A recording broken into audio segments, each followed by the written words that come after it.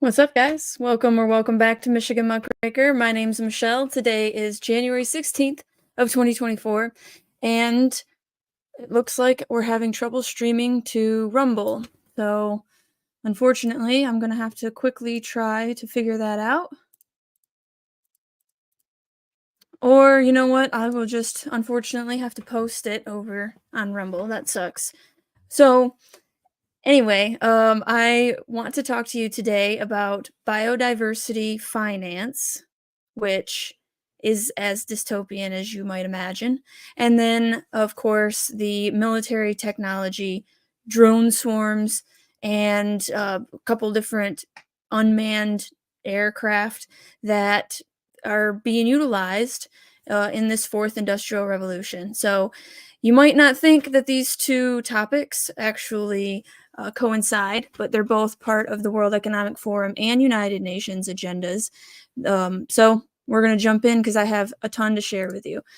Good morning, Dragonfly. Good morning, Hernandez. Thank you very much for joining. I appreciate you guys. It sucks that Rumble won't be able to participate in the live today, but I will figure that out for the future. So, jumping right in, we'll actually do this one. We're going to start with one of the articles that I wanted to share with you yesterday, but was unable to, and then I ended up getting into a rabbit hole anyway. So, the current plan by the New York Stock Exchange to create natural asset companies, which would buy up land rights throughout America, faced heavy criticism from 25 state attorney generals who, in a January 9th letter, urged the Securities and Exchange Commission to reject the concept. What is happening here is clear, the AGs wrote. The Commission and the New York Stock Exchange are seeking to implement a radical environmental agenda through the rulemaking process and outside the legislative process. It's getting close to time, man. Their tentacles are in, and we better hurry up and try to get them off before that octopus strangles us. This type of decision, particularly given its vast economic consequences, must be left to Congress and not the Commission or the New York Stock Exchange, they stated.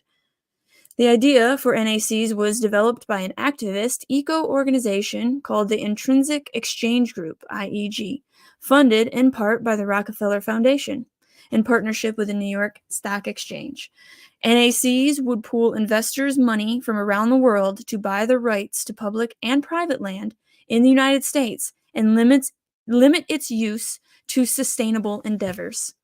A direct attack on our private property. So basically, they can dictate what I do on my property through the New York Stock Exchange. It's amazing.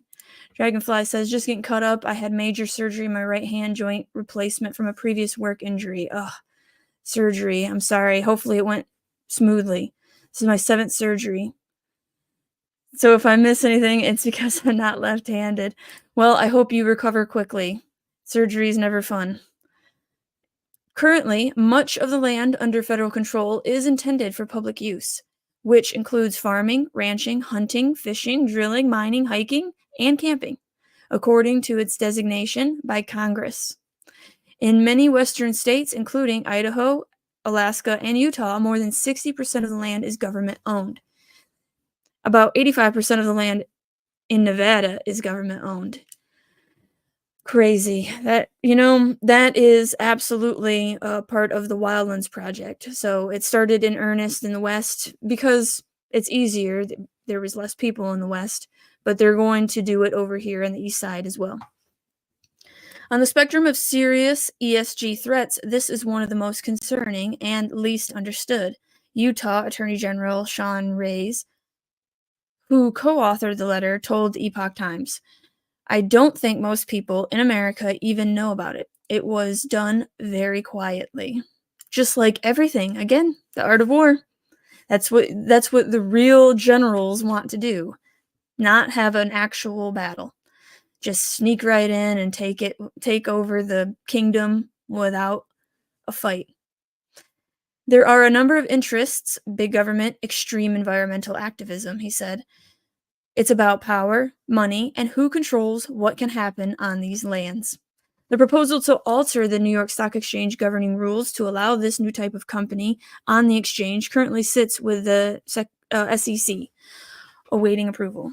The original public comment period was set at an unusual short 21 days, running through the Christmas holiday until January 2nd. While we were all busy worrying about spending time with family, they were sneaking in their BS agendas. Evil. Evil runs in the shadow, or walks, creeps, crawls, slithers, if you will. After protests from 32 Republicans in Congress and 22 red state financial officers, the SEC extended the comment period until January 18th. Anyone wishing to comment can do that here. So we have 2 days. I will have this in the Substack article, or you can find it on Zero Hedge by typing in State AG's Blast Biden. I'm sure you could find it. But again, I'll have it in the Substack if you want to make a comment. 100 trillion per year. In its SEC filing, the New York Stock Exchange explained the concept of monetizing the value of America's natural assets. Healthy ecosystems produce clean air and water, foster biodiversity, regulate the claim, and provide the food on which our existence depends, said the New York Stock Exchange stated. These and other benefits derived from ecosystems are called ecosystem services, and in an aggregate, economists estimate their value at more than $100 trillion per year.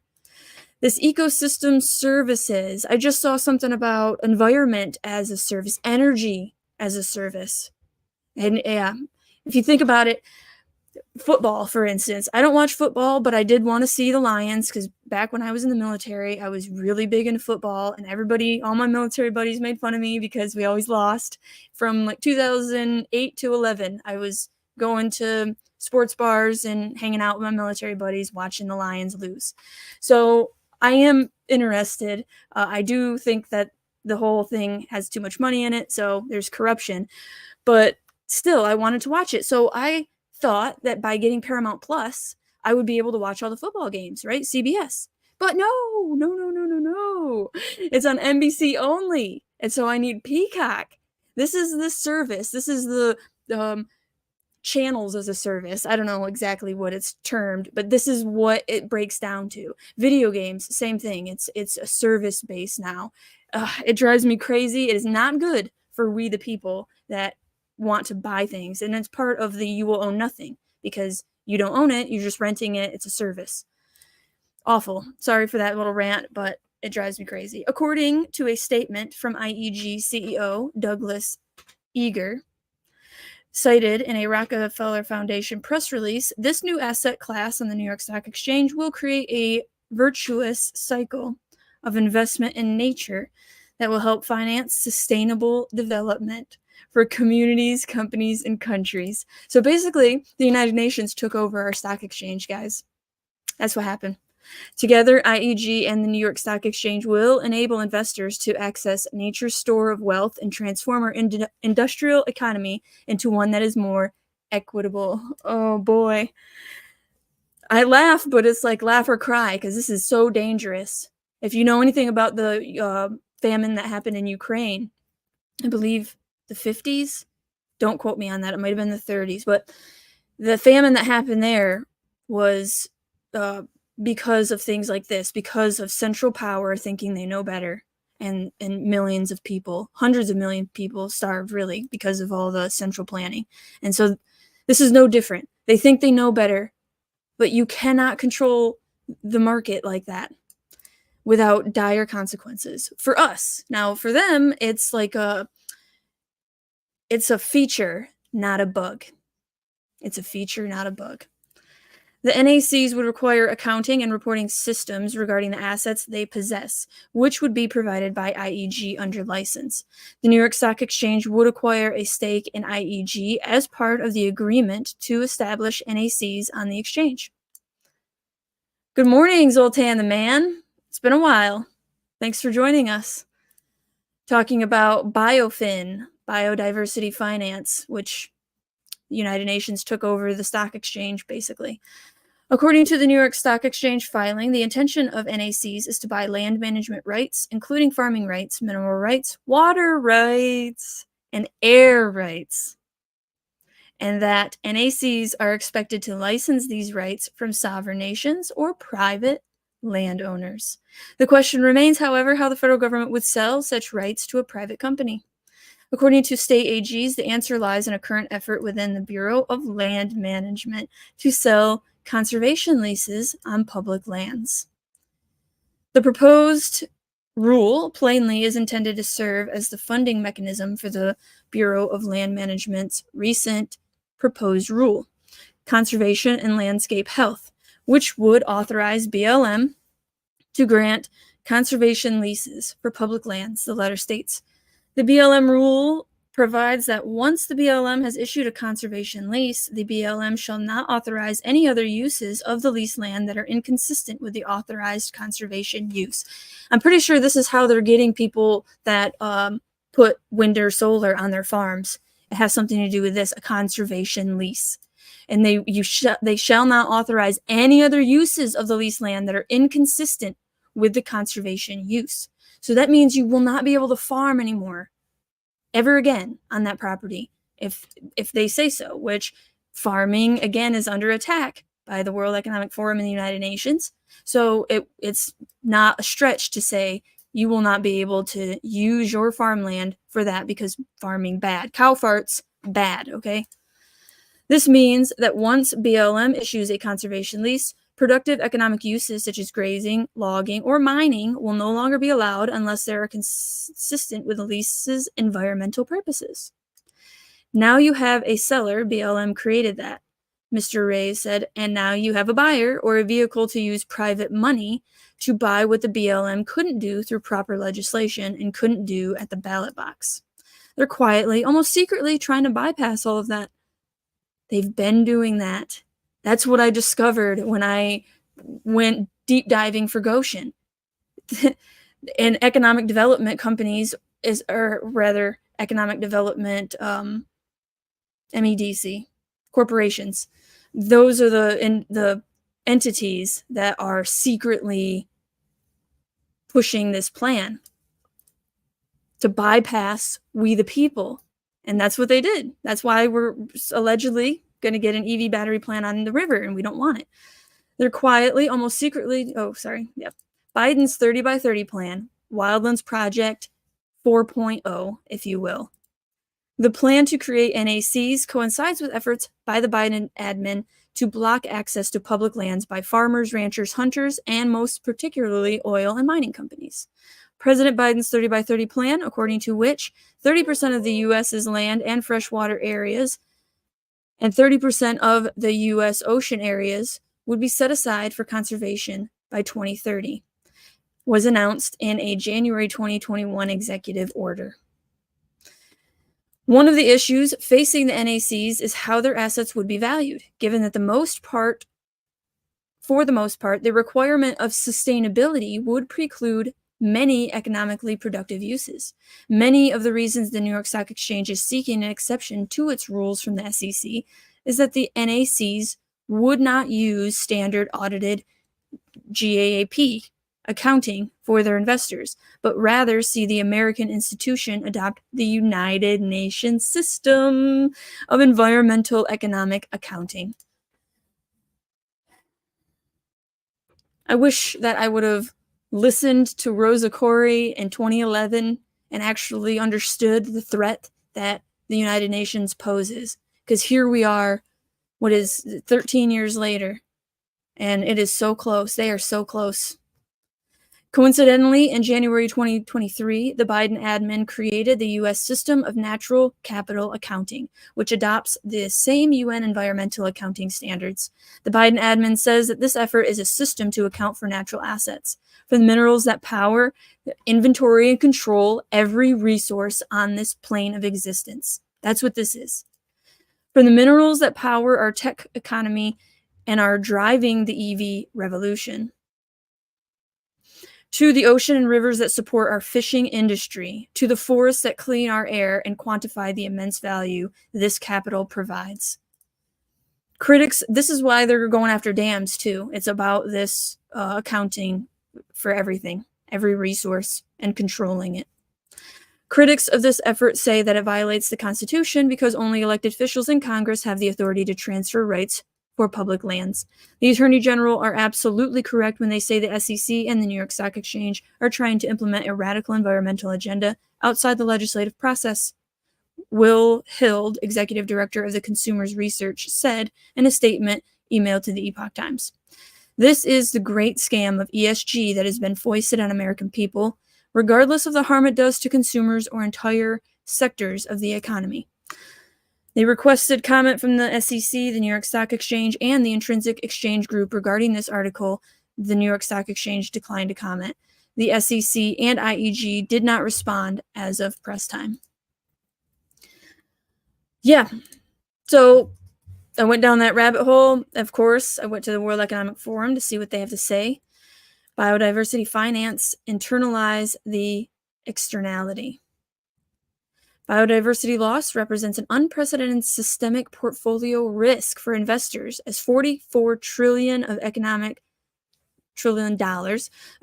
value generation is moderately or highly dependent on nature and the services it provides.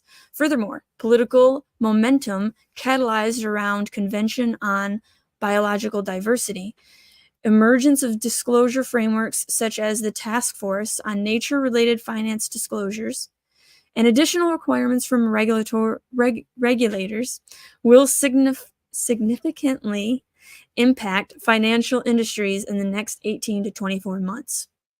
A large number of investors feel underinformed in this area, and therefore the understanding of risks and opportunities related to biodiversity loss will be key going forward. So here comes some propaganda to reinforce and justify their position, to justify their vision.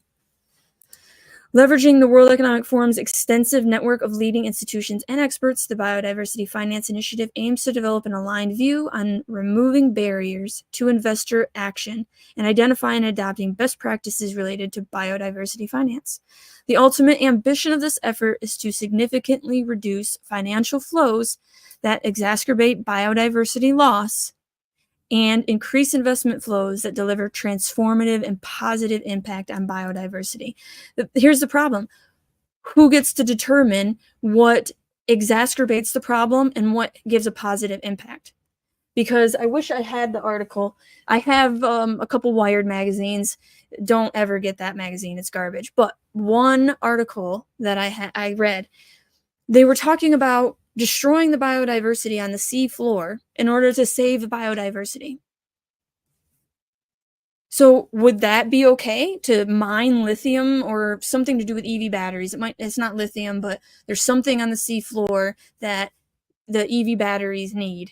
And would that company be accepted? Well, probably if they're in with the club, and that's the problem. How do you know that the people that are in the club are not the ones that are being approved? Because they're in the club, not because it's actually good for the earth. We're going to watch a quick video. I haven't seen this yet. And then we are going to discuss robots for one article.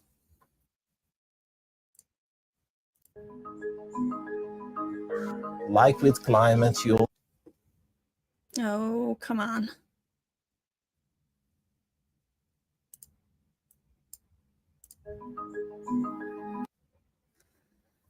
If it will work. Like with climate, you already see signals, degradations of the number of species, land degradation, water problems, water purity problems. Nature positive is loosely defined as stopping degradation of nature by 2030. When I was a young portfolio manager, I needed to understand that what was in an annual report by accounting standards didn't always tell you something about how investable something was. And here also, in biodiversity, you need to develop better understanding that you know what you're looking for. And in biodiversity, there's still a long way to go to develop these standards. I shouldn't pause it, but they show a whale, but they're putting wind turbines in the ocean and destroying the whales' livelihoods. So they say they care, but they don't. If you look at biodiversity, you can approach it from very different perspectives. You can approach it from a DNA level, from a species level, from a landscapes level, from a country level, from even a continent level. So there's so many perspectives, but you need to integrate that with the investment knowledge we have. I think you should always try to diversify your portfolio of ideas. There's many initiatives out there that are promising some technology solutions to try to capture carbon footprint. We are inspired by someone who looks at the landscape level and see how the system interacts, and that is promising. We use satellite imaging to, when we make new investments, to determine what impact it can have on landscape. You can see also the tracks of the species that are living in a certain area. AI. So that's beneficial. Certain understandings about forest, productive forest, I think could lead to investments. So there's many ways and many examples. That looked like AI to me. I could be wrong, but I would not doubt for an instant that the World Economic Forum would use AI-generated deer instead of real deer because, again, capturing carbon, you're stealing it from life. You're stealing it from the trees and all of the green things in the world that needs our CO2 after we breathe it out. You're stealing it from them because they are anti-life. I think there's increasing awareness. Until recently, it was mainly about climate, and there's, of course, a strong interdependency between climate and biodiversity, but still it warrants different discussions as well. And for now, we are still able to change things. But if we wait too long, you may not be able to turn things around. So you may not. We got to do it now. Sense of urgency. Better do it. It's a marketing trick they're using on us. We really need to move. Yeah. Oh, it drives me crazy, these self-anointed pricks. So here is the United Nations Biodiversity Finance, or BioFin, if you ever want to look it up. Business as usual is no longer an option. Says who? Who voted you in? The time to unlock financing for biodiversity protection is now. We know that this decade will be critical for action on nature to turn the tide on biodiversity loss. Engaging the private sector is a key element of the global green transition that nobody voted for, nobody wants. We're just being shoved, it's being shoved on us. Better information to incorporate nature-related risks and opportunities into private sector strategic planning, risk management, and asset allocation decisions will support the shift, convincing businesses to opt for nature-based solutions rather than overexploitation and environmental destruction. Once again, I am not for environmental destruction, but lithium mining is okay. That's being promoted by these people, and that is absolutely environmental destruction. So they're talking out the side of their mouth. A new nature-positive economy could generate up to $10 trillion in annual business value and create 395 million jobs by 2030. This $10 trillion of business opportunities could be unlocked by transforming the economic systems that are responsible for almost 80% of nature loss. Food, infrastructure, energy, and extractives. UNDP is supporting ambition on biodiversity finance by fostering 3 systemic changes. Transform finance by redirecting and realigning public and private finance flows from nature and climate harmful to nature positive expenditures and subsidies. Again, in theory, that'd be great, but that's not what's happening. Transform global production and consumption by achieving bold shifts in planning and practices of agriculture, fisheries, extractives. I don't know how to say that. I'm pretty sure that it's extractives, but I could be wrong. It doesn't sound very good. Apparel and infrastructure sectors. Catalyze behavioral change and convene new dialogues with diverse stakeholders. So catalyze behavioral change. That is some MK Ultra stuff, right? Behavior modification. 3 ambitious UNDP-supported finance initiatives. The Biodiversity Finance Initiative, BioFin, is one such tool that was developed by UNDP in 2012 and adopted in 123 countries globally as of 2023. Quietly. The tool supports countries to develop and implement biodiversity finance plans, select from among 150 finance solutions, and implement the most effective solutions. According to WHO. BioFin is working with governments and the private sector to demonstrate how tailored investments not only protect nature, but also create jobs, reduce the impact of pandemics and global climate change. Reduce the impact of pandemics. Really? This is them again trying to tie in healthcare because they figured out, hey, we'll lock down for healthcare. So if we make climate a health issue, boom, we can lock you down for climate and call it health. UNDP is a co-founder of the Global Fund for Coral Reefs, administered by the UN Multi-Partner Trust Fund Office. UNDP is also the co-founder of the Task Force on Nature-Related Finance Disclosures. This is, anytime you hear task force from here on out, think United Nations. The climate task force that's happening in the United States, but also Michigan, Whitmer, we have our own little task force initiative because I think she's trying to become president, compromising 33 financial and corporate institutions. Freemasons love that 33, launched in 2021. The task force aims to establish a reporting framework for financial institutional risk, dependencies, and impacts on nature to redirect financing from nature-destructive investment to nature-nurturing and regenerative investments. And real quick, BioFin aims at providing support for countries to initiate a national policy. So just like the Mega Region 2050 is a national plan, national policies, national plans, it's not very American to me.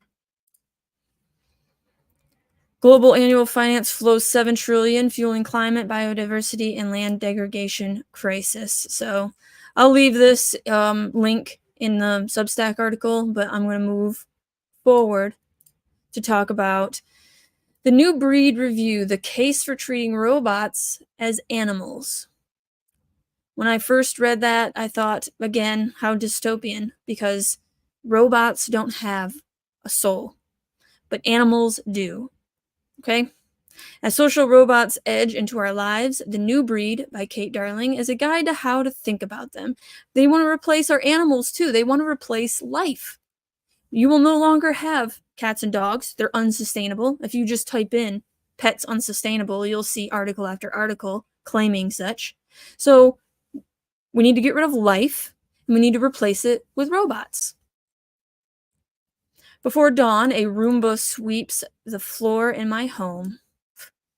Get tangled up in the shoelaces of carpet. Yeah, by the way, that Roomba is mapping out your whole space. So basically, everything in your home is known.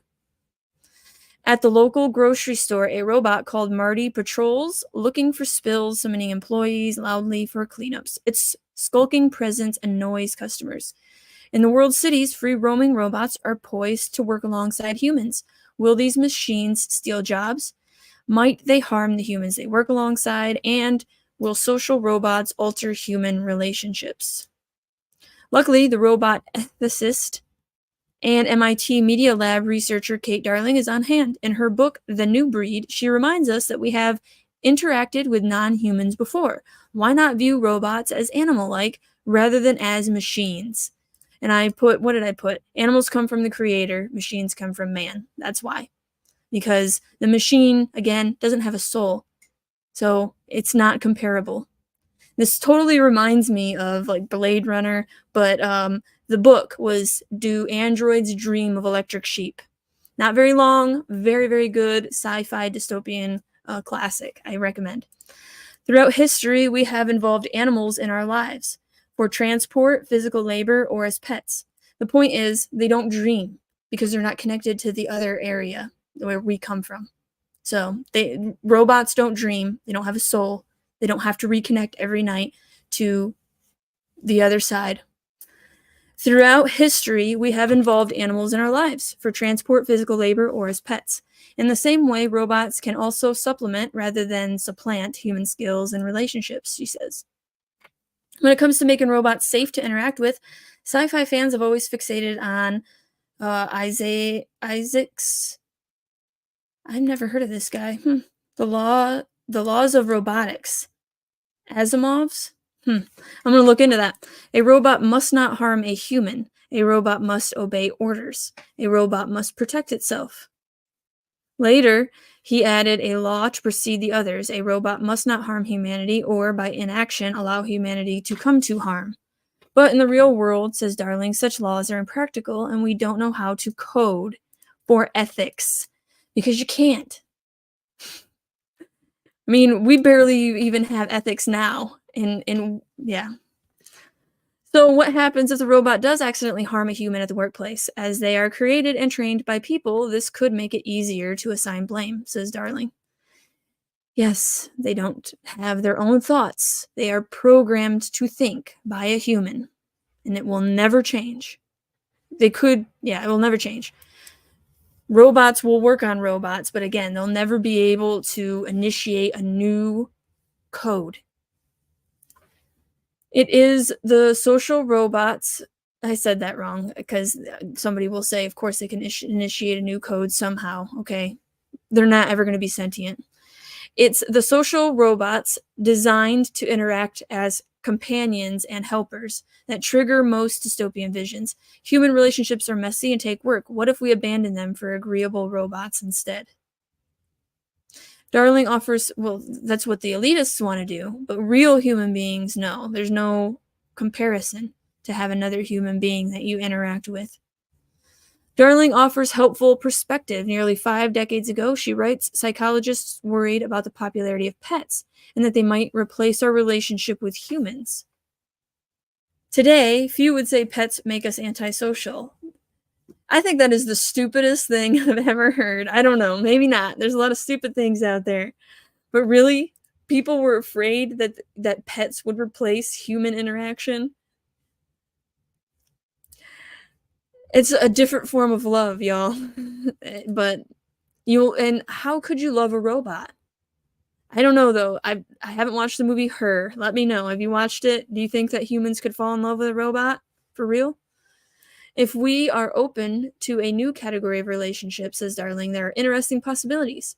At care homes, residents with dementia enjoy the company of a furry robotic seal, which seems to act as a mood enhancer.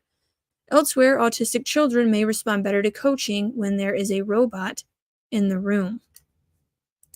Whoa, that's weird. But why, I'm not saying that a furry robot seal would not help dementia patients, but I think that a dog would help way more. But I am a dog lover, for sure. If we are open to a new category of relationships, says Darling, there are interesting possibilities. At some care homes, residents with dementia enjoy, research shows people tend to connect with well-engineered social robots, and as Darling writes, we often project human feelings and behavior onto animals, so it is no surprise if we personify robots, particularly ones with infantile features, and bond with them. Even in the military context, where robots are designed to be tools, soldiers have mourned the loss of bomb disposal robots. Darling cites a trooper who sprinted under gunfire to rescue a fallen robot. Seriously, isn't that the whole point of having robots in the battlefield, is that you don't have to lose human life on your side? Much as the predecessors rescued horses in the First World War. Yeah, again, I would rescue a horse. I would not rescue a robot. There's no soul involved. The question isn't whether people will get attached to a robot, but whether the firm making it can exploit you. Corporations and governments shouldn't be able to use social robots to manipulate us. Yeah, well, that's exactly what they're going to do. Unlike animals, robots are designed, pedaled, and controlled by people, Darling reminds us. Oh, thank you, Darling. Good job. Yes. Yes. Her timely book urges us to focus on legal, ethical, and social issues regarding consumer robotics to make sure the robotic future works well for all of us. But yes, unlike animals, robots are designed, pedaled, and controlled by people. Exactly. My dog was God-made. the architect, the grand architect. It's too soon to tell if robots help autistic children. I'm not going to get into that today, but perhaps if it's interesting, I'll share with you guys in the future. Now I can link it down or in my Substack as well. Much of North America may face electricity shortages starting in 2024. Over the next several years, many regions of US and Canada may struggle to ensure a reliable electricity supply amid soaring energy demand from the tech industry and electrification of buildings and vehicles. This just came out December of 2023. So they're forcing us to do the wind and solar thing, and now they're warning us that because of the lower supply and the higher demand, we're screwed. And yet, this is all by design. This is all forced upon us by people we didn't elect. More than 300 million people in the US and Canada face the growing possibility of electricity shortages beginning as early as 2024 and continuing to 2028. How do they know that it's going to continue to 2028? Because it's part of the plan? Because 2028 is when I think the United Nations will have complete control over the United States of America. I think it's 2028. This will be our last election. But tomorrow on Rumble Only, I'm doing a prophecies and predictions podcast because I found some very interesting prophecies that seem to have come true. So we're going to get into that tomorrow, but Rumble Only. In a recent report, the North American Electricity Reliability Corporation, an international regulatory authority overseeing the North American power grid, projected that a majority of regions in the US and Canada will have insufficient electricity supply to reliably meet demand during extreme weather conditions. A few may even see interruptions under normal weather conditions. I think it is striking that the majority of regions are in elevated or high risk, says Joan. What do we got over here? I recently found your channel and want to say thank you for all the information you put out. Hey, Shelby, thank you. Thank you for joining us. Yeah, robotics, Industry 4.0. I'm a little obsessed almost. I'm very interested in this stuff. So I appreciate that you are too. So this individual says an environmental think tank based in Washington, D.C. This should not be the norm, and it is quite frightening assessment heading into the unknowns of another winter. The report found it's not going to be this winter per se. It's January already. In my opinion, that's not to say there's not going to be power outages. I've had 3 in the last week. But I don't think that the real crisis is going to be here until next winter. Next winter, because of course it's the election season, but next winter we need to be prepared. You need to make sure you can heat your house without any outside energy sources.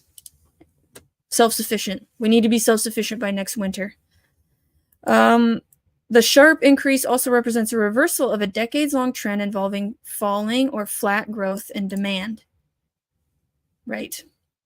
New York State, New England, and the entire western U.S., along with some of the most populous Canadian regions, such as Ontario and British Columbia, are at elevated risk of experiencing electricity shortfalls during summer heat waves or winter storms.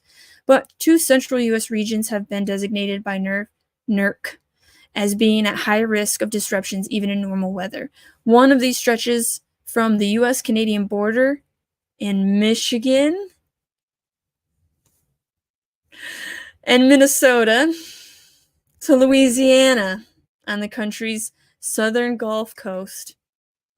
And the other encompasses Tennessee, along with portions of Georgia, Alabama, Mississippi, Missouri, and Kentucky. Amazing. It's amazing. Why these? Why these? I'm not really sure, because they're all, kind of Republican. They're not like Michigan, where we are fast tracking, like getting rid of all our coal, all our gas, natural gas. We're going straight wind and solar by 2030, 50% or some crazy crap. But yeah, that's amazing, Michigan and all of these. I lived in Mississippi for a while, so That sucks. It's gonna be real hot and nasty down there without AC. But, you know, my mother-in-law, when she was a kid, never had AC, and I couldn't imagine living down there without it. That's how first world I am, I guess. But it's too hot down there for no AC. It is hard, and how would you keep food fresh? That is one of the things that I always and there's a lot of salt water, and then there's alligators near your fresh water. Yeah, I think it would be harder to live down there self-sufficient than up here, but I am from here, so of course I would say that. It is hard to say how long these disruptions may last, as the industry standards meant to limit shortfalls are based on the 1 in 10 rule. Some interpret this as allowing 1 day of outages every 10 years, while others suggest it allows for only one disruption event, no matter how long in that period. Could you imagine 6 months without power? The cyber pandemic might do that. AI, cyber pandemic induced. Cyber pandemic induced by AI. Challenges around agreeing on routes for transmission lines and getting the required permits have delayed connecting new renewable energy sources to the U.S. power grid. A nationwide power transformer shortage is further complicating these efforts. At the same time, there's been a spike in demand for electricity, not organic whatsoever, completely carrot and stick by central planners. Cryptocurrency mining facilities, yeah, which use a lot of energy. How about what they never talk about data facilities. They never talk about where they hold all this data. Data is worth more than oil. Where do they hold that? That takes a lot of energy.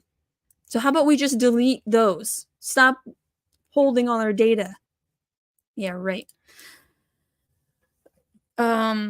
Cryptocurrency mining facilities use a lot of energy, are expanding in several states, particularly Texas, and companies are rapidly building more warehouse-sized data centers. There we go, along with battery and automotive manufacturing facilities, according to the consulting firm Grid Strategies. Gonna look into that. The consultancy McKinsey and Company estimates that U.S. data center power consumption could double by 2030. Oh yeah, of course it could, because Internet of Things is booting up, which we're going to get to here with the drone swarms that I want to talk about, and the unmanned drones that the Air Force wants to use. I think the data center energy growth is surprising a lot of people and how quickly that showed up.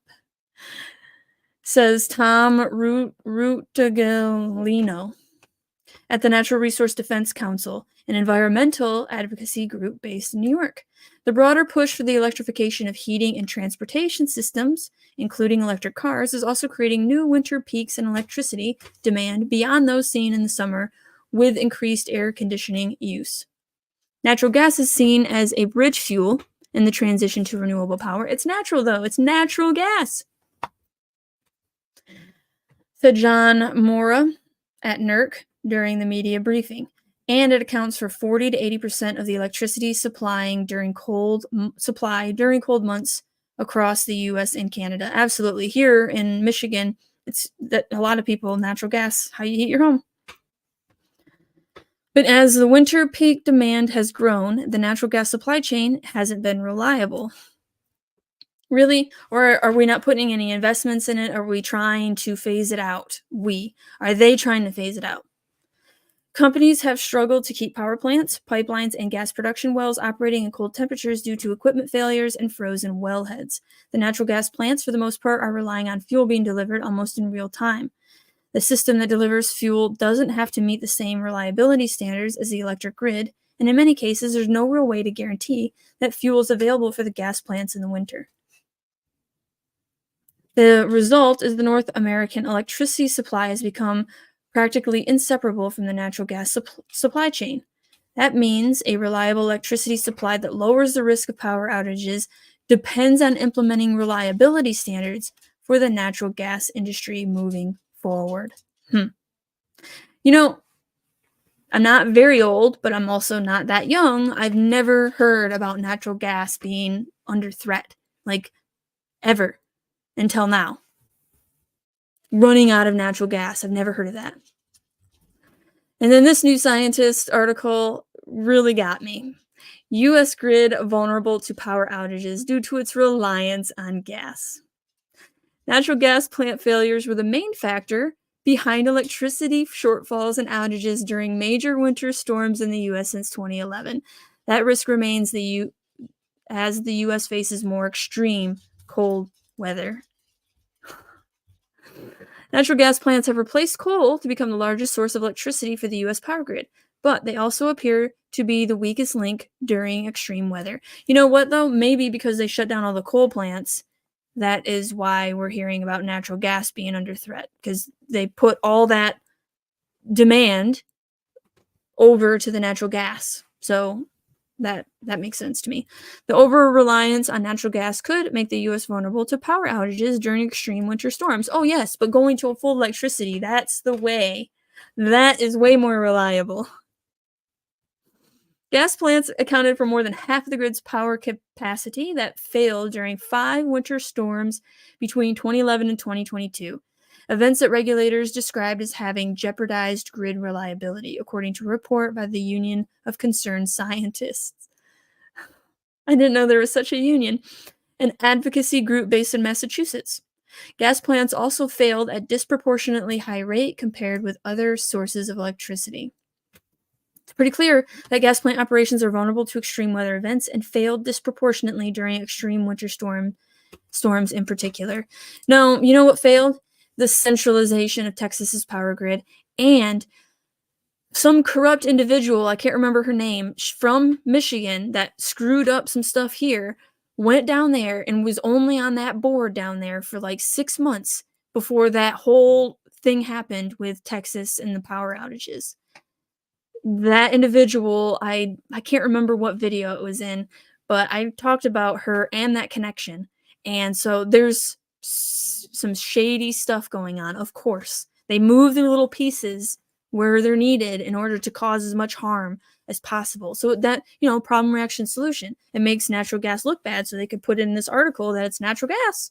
We should go to electricity. Think tanks in their ivory towers making decisions to destroy the earth. Exactly. In 2 of the winter storms, the 2011 Southwest storm and the 2018 South Central storm, natural gas represented more than 70% of available power that was lost. And in all 5 storms, the total gas plant capacity knocked offline was more than double that of the second most impacted electricity source, which was typically coal plants, which we're shutting all those down here in Michigan, which is probably why we're going to be out of power. This report very much makes clear that this is a systematic problem in the gas industry and not a one-off thing under unusual circumstances. No, it is under unusual circumstances called corruption. Since 2016, gas has replaced coal to become the main source, meeting the base energy needs for the U.S., and is seen as a bridge fuel for the U.S. transition to renewable electricity sources such as solar and wind power. I lived over in California for a while, and we were going on Google Maps and looking all around, and it was in the desert. So I guess that's the best place for a solar farm. If you're going to put it anywhere, it'd be the Mojave Desert, sure. But I was looking over the Mojave Desert, and I could see from the sky this huge, it looked like a huge computer chip. And I'm like, that is a solar farm right there. And we zoom in, and sure enough, acres and acres and acres of solar farm. Terrible. I get that you don't grow anything out there. If that's where you're going to have a solar farm, like if you're going to have one, that's where it should be. But it's still, you know what? There's wildlife out there. I forgot the tortoises. I did a story on that. You can't touch the tortoises, the $50,000 fine, even trying to help them over across the road. You have to stop on the highway, whatever road that desert tortoise is on. You have to stop and let it cross on its own, because if you try to help it, it'll pee and then it'll die because it has no water. So however long it takes, if it takes an hour, you have to go somewhere else, you don't mess with the desert tortoise. Now you think that these solar farms don't mess with those tortoises? Shell says gotta move everything to the electric kingdom so they can have the ability to switch it on and off whenever they want. Exactly. The Texas power grid situation, there were people that they had smart meters and they wanted to have their house at 75, and they couldn't. It was at like 68. And I'm sorry. I have it warm in my house because I have an 89-year-old woman from the South here. So I keep it, though, at 75. You touch my thermostat, we're going to have problems. The most devastating impacts of electricity shortfalls, largely resulting from gas plant failures, fell upon Texas winter storm Uri during 2021, when blackouts lasting more than 70 hours resulted in some homes getting 4 days without electricity and freezing temperatures. The storm's effects and hypothermia killed 246 people. Grid reliability issues are ultimately public health issues. Everything is a public health issue. Lock us down forever. Put us in the metaverse. Give us all VRs, Oculus Rifts, and we'll all go in the metaverse, and then we can travel. We can go wherever we want, as long as we're in the metaverse. Gas plants require continuous deliveries of gas through pipelines, which can be disrupted through the wellheads of pipes or pipes themselves freeze. The gas supply chain is also dependent on electricity to operate, even as much as the U.S. electrical grid is dependent on gas. Disruptions to either system can create a descending spiral that increasingly constrains both gas supply and electricity generation. Leaks of the greenhouse gas methane from natural gas plants also add to the problem by contributing to climate change. There you go, war on the gas. We need to end this vicious cycle of putting more carbon pollution from fossil fuels into the atmosphere, driving extreme weather events that in turn are making the grid less reliable. They just say it outright now. Carbon pollution. It is on the elemental chart. It is a part of this world. We are carbon-based life forms. A war on carbon is a war on life. And you're sitting here saying that we are pollution. That's what they think. They aren't, though, somehow. Or, you know what? That's what they say they think. Really, though, this is all just justification for bringing the world's population from 8 billion to 500 million, like the Georgia Guidestone said. Something weird that I want to share before we actually get into the technological weapons, the fifth generation warfare that they're going to utilize against us. U.S. Army conducts underground tactical training in South Korea, June 13th of last year. Now we're seeing this tunnel. We're hearing a lot about tunnels. And I've been seeing on X that people are like, it feels like an earthquake, and yet there's a loud explosion, and it's not an earthquake. So are they blowing up stuff underground? Is there some kind of thing going on in our tunnels? There's some kind of warfare that's going to happen through the tunnel system under the United States. The U.S. Army conducted underground tactical training in South Korea during the 11-day Warrior Shield situational exercise.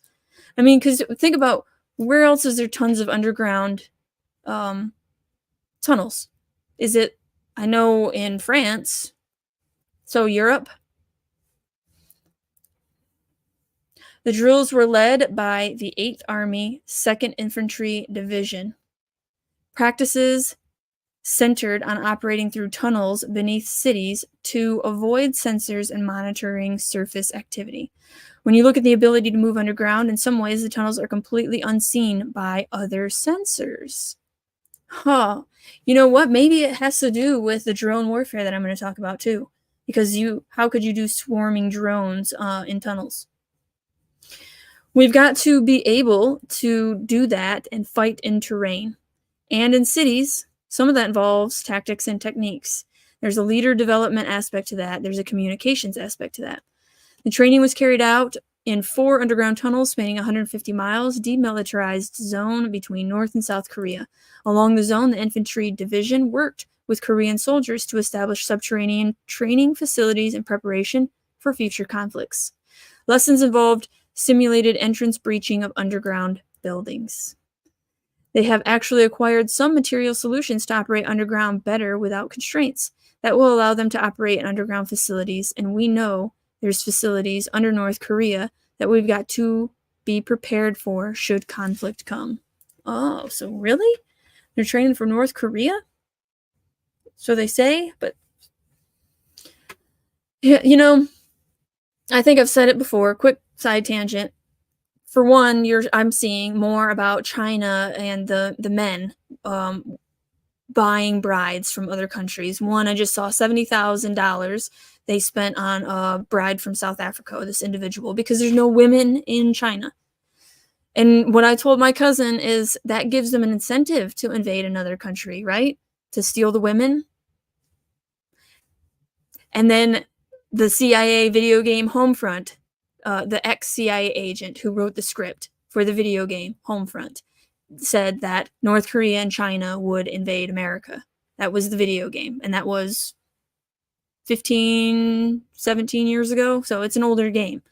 But I always thought that that plot line was very worrying, intriguing, especially since an ex-CIA agent wrote it.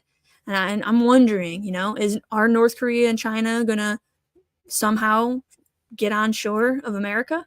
Or are they coming through the border right now? I'm not going to get into that. Urban warfare preparation. Burleson said that soldiers must be proficient in applying precision capabilities in tight spaces while considering the dangers of utilizing weapons within the perimeter of a civilian population. Increased urbanization is unavoidable. Conflict in urban areas is unavoidable. Although warfare has evolved, we've just got to accept the fact that there's no more to be done if we want to be prepared. U.S. National Guard former Commander Laura Yeager added, "You might have to use fires, but you're going to want to understand that those weapon systems' effects are on the urban environment. They may not have the effect that you expect." The 8th Army Camp Humphreys, headquartered is located 40 miles outside of Seoul. Around 10 million people live in the city. I tried to get over to South Korea. I really did when I was in, because then you do a year remote, no family if you have family, but then you get whatever follow-on base out of 8. You pick 8 bases, and I would have picked everything over in Europe. I so wanted to travel, but I didn't. I got to go from one desert to another. It's great.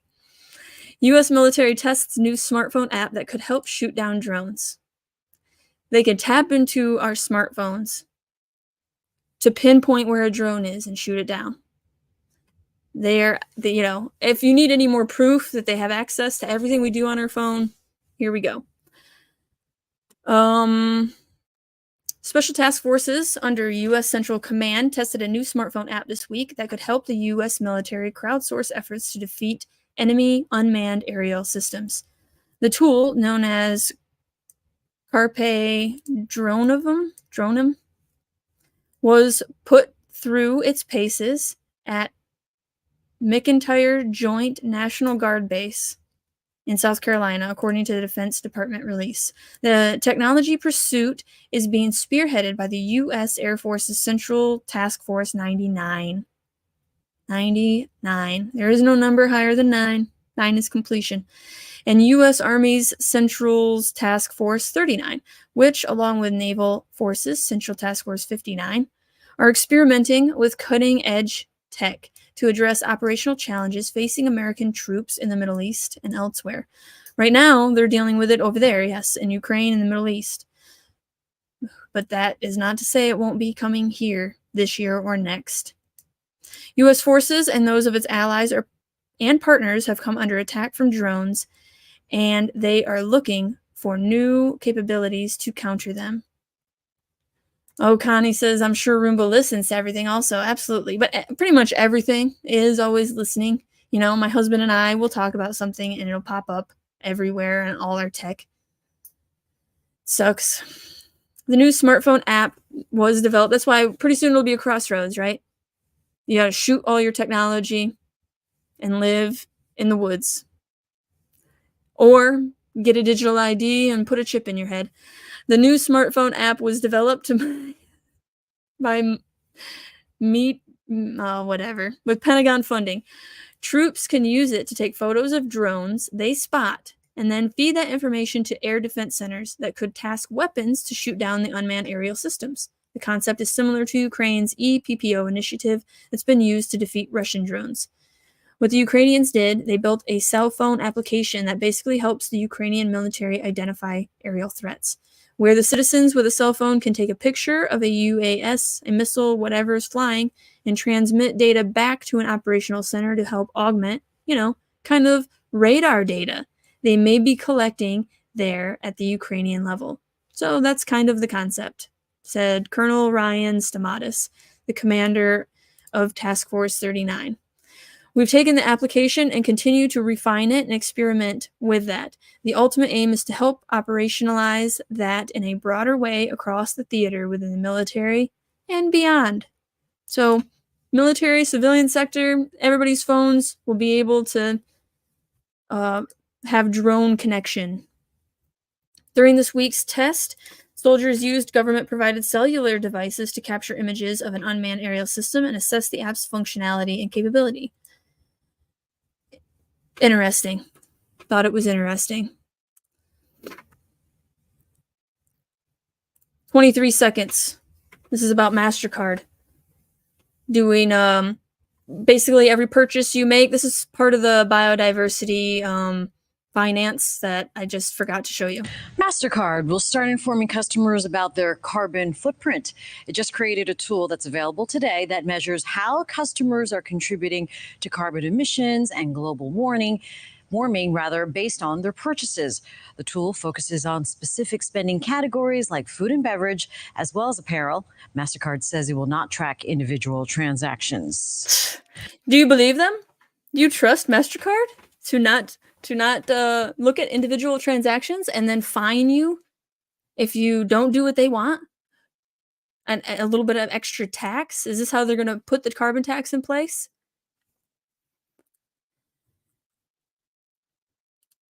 All right. Now we're getting into it. Directed energy weapons making jump from sci-fi to real world. This is the article that I found the swarming drones in. So let's get into this. I'm not going to read this beginning part because it's just talking about Halo, the video game. As players of Bungie smash hit video game Halo 3 regain control, Master Chief, the virtual super soldier, hoists to his shoulder. Wow. Don't say that 5 times fast.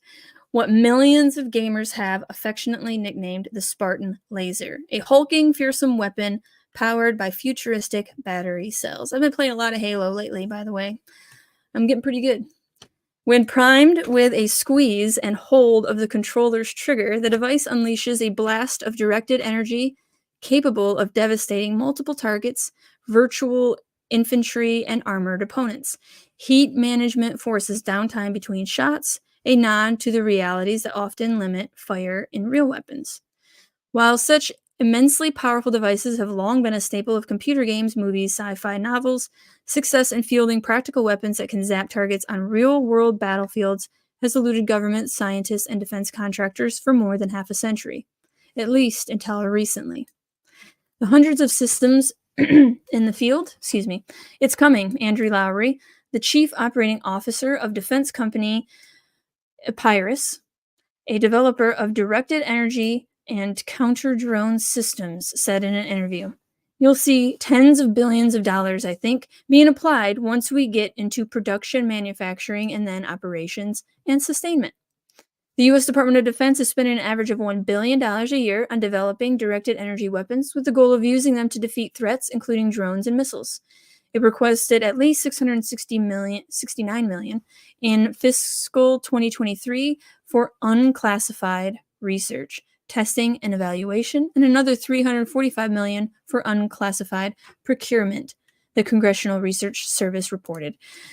Under Secretary of Defense for Research and Engineering, Heidi Shyu, included directed energy on a list of 14 critical and emerging defense technologies released in February of 2022. Potential applications abound. High-energy lasers, HEL, and high-power microwave, HPM, systems can be used for short-range air defense, SHORAD, and to counter unmanned aerial systems, as well as rockets, artillery, and mortars. What does a laser do? To impart damage on the set target utilizing directed energy, it just basically heats up and melts, right? Just a ton of energy. So yeah, they're literally just taking energy and shooting it at things. There's no really wave interaction, Lowry said. With HPM, you're actually trying to use the electromagnetics in the air to cease the ability for anything that uses voltage and current to work. And you're trying to do that as efficiently as possible because it's not easy. High energy laser. Shoot that down. High power microwave to shoot down the drones. And I just saw a drone got too close to a 5G tower and it literally melted it. It started it was smoking. It fell to the ground and was smoking because it got too close. So that's probably microwave, right? That's what I would think, microwave energy. Yes. Right here. The weapons now in development come mainly in two forms: high energy lasers like Rafael's Iron Beam, which I talked about in my Maui video last week, and Epirius's HPMs. The former focuses a beam or beams of energy to blind, cut, or inflict heat damage on a target. The latter unleashes waves of energy that overwhelm or fry electronic components. So I need to look more into the HPM because I think that might have to do something to do with 5G. I'm not sure. I'm going to look into it. While HPMs can have a near instant effect on electronic guts, its efficacy is stunted at greater ranges. But if you had the Internet of Things, 5G towers everywhere, and while high energy lasers can punch holes through all sorts of material, certain atmospheric conditions, including fog or wind, can impede or distort the shot. Neither needs to be mechanically reloaded, like a rifle or tank, but they are reliant on power production and output, which can be disrupted. Again, this is connected to the Starlink, or Star Shield, perhaps, the military component. I forgot the title for it. In very controlled conditions, they seem to perform as they should, Thomas Withington, an analyst and author specializing in electronic warfare and military communications, said in an interview. The issue, though, is how do you translate that to the front line in Ukraine? The U.S. Army, Air Force, Navy, and Marine Corps are all right now attempting to fold directed energy systems into offensive and defensive capabilities. The Pentagon's Joint Counter Small Unmanned Aircraft Systems Office and the Army's Rapid Capabilities and Critical Technologies Office. Too much government. In June, tapped 5 companies to demonstrate weaponry capable of taking down one-way attack drones. The get-together at Yuma Proving Ground in Arizona featured a Lockheed Martin-made Mobile Radio Frequency Integrated UAS Suppressor, or Morpheus. So there's one of the gods. You're going to notice that pretty much all of these acronyms are gods, which is why I put that on the thumbnail.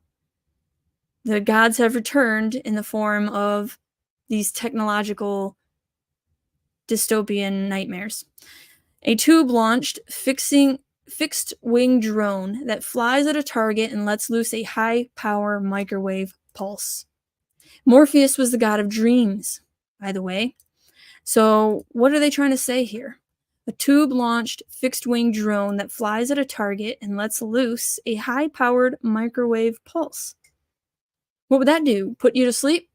Kill you? Give you a heart attack? The service months earlier awarded a $66 million deal to Epirus for prototypes of its drone-zapping Leonidas device. The tech has since been paired with the Anduril Industries Lattice command and control program for the Marine Corps and Drone Shield's sensing and jamming drone sentry system. There's Thor. Similarly, the Air Force in April tested its Tactical High-Powered Operational Responder, or Thor, at Kirtland Air Base Chestnut Test Site in New Mexico. The system looks like a shipping container with a satellite dish welded to the top. Its effects, however, are less innocuous. That's funny. DTE and others say they buy it cheap and store it for us. Yeah, well, I really don't know how it works, except for that it's corrupt and they steal a bunch of our money. And again, I would like to have multiple consumers. My power goes out way too much. I would like to have somebody else. Screw you, consumers. I'm going to go elsewhere because you suck. That's what free market would allow. But no, we don't have that. Adrian Lucero, a program manager at the Air Force Research Laboratories Directed Energy Directorate, which I was a gate guard at the AFRL quite often. It was actually one of the best places to be because you were so far away from the main base that the leadership didn't want to come out and check on you. And I worked on night shift, so 6 p.m. to 6 a.m. So you wanted to be at the AFRL, so that way you didn't have to see your leadership. But when you go exploring out there, there's some urban legends, let's say, because I myself never ran into a metal door that goes to an underground facility that has keypad and cameras that looks like a shack in the middle of the desert. I myself have never seen the men in black come out and say, get away from there. But there were stories. It was infamous.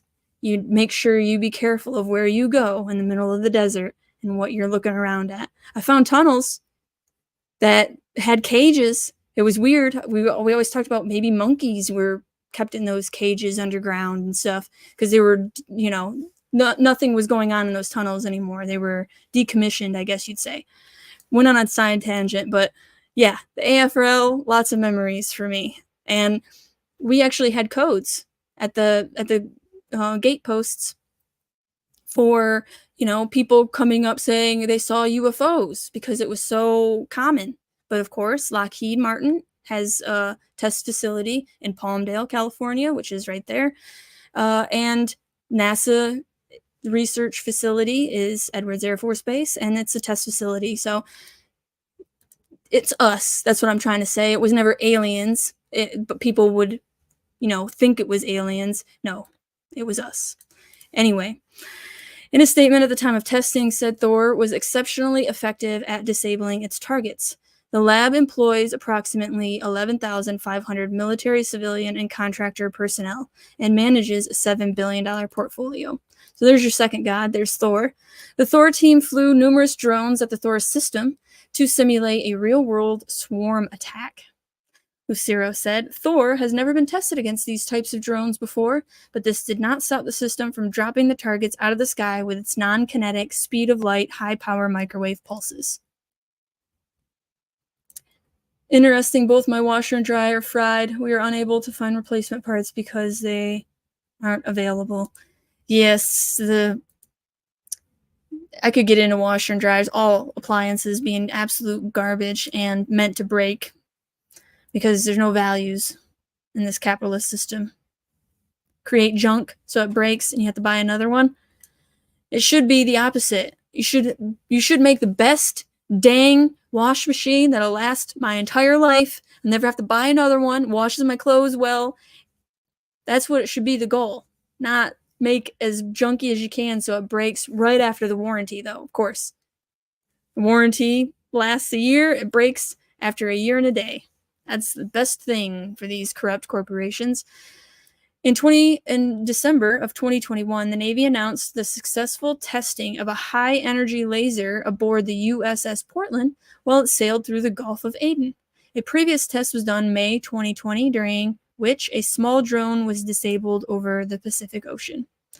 The service has been at the forefront of trying to deploy practical directed energy weapons, both Lockheed's high-energy laser with integrated optical dazzler and surveillance, or Helios, there's another god, and the in-house optical dazzling interdictor navy, or Odin. There's another one. To tackle small boats and intelligence gathering, systems have been installed aboard destroyers. As the technology moves forward, it will be a technology that is adopted for certain niches, perhaps ship defense against anti-ship missiles, counter-drone, that kind of thing, Withington said. Will it become a replacement for the anti-ship missile? Would it be something that you can sling under the belly of a B-21 and vaporize an air ministry in downtown Damascus? I don't know. I'm inclined to think in the short term to medium term, probably not. But the fact that you're even thinking like that, that's very Cain-like thinking. Let's think about all the weapons we can use with this new technology instead of how we can make life better for life.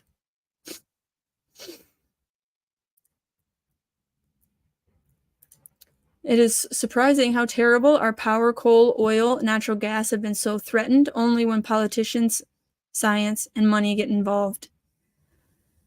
Yes, exactly. Money.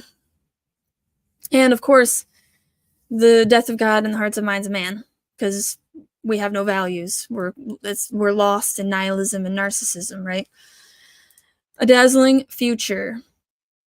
There is often a long lag between the development of technology and its implementation and procurement, a period of time known as the Valley of Death among these in the defense community. Lately, military leaders are voicing a greater sense of urgency about the need to get these systems fully built and deployed. When asked about direct energy weapons at a National Defense Industrial Association conference last month, Navy Admiral John Aquilo had 2 words for investors and builders: bring it. He serves as the top man in Indo-Pacific, a region the Biden admin considers vital to international security and financial well-being. His remit includes China and North Korea, as well as his allies, our allies, Australia, Japan, and South Korea. I'm very encouraged by the high-energy laser capability that's being experimented and utilized. The key? Acceleration. If that capability exists, we can deliver in 18 to 24 months. I'm ready to plug it in. I'm ready to experiment with it tomorrow. I've got the largest test range on the globe. Some big names digging in. Booz Allen Hamilton last year announced the establishment of a high-energy laser division dubbed HellWorks. The defense, hell is definitely working to be here on Earth. The defense consultancy unveiled 3 product lines at the time, including a high-energy laser mission equipment package meant for the Army's Stryker combat vehicle. Between 1 and 5 years, you're going to see an exiting of the AOA, of the analysis of alternatives, and then entering into programs of records. And that is going to mark a much bigger spend. Raytheon UK, a division of the RTX, plans to integrate a high-energy laser onto a Wolfhound armored vehicle. Driving 4 days of testing in the US, the laser system successfully acquired, tracked, and targeted and destroyed dozens of drones, according to the company, which is opening an advanced laser integration center in Scotland. And while militaries may be many years from fielding anything like the fictional shoulder-mounted Spartan laser, the technology now being deployed is proving itself too important to ignore. Everybody thinks it's laser guns and death rays, Withington said. I would say there won't be a big bang, but it should probably be big zap for directed energy weapons. Awful. So let's check out what a drone swarm looks like, shall we?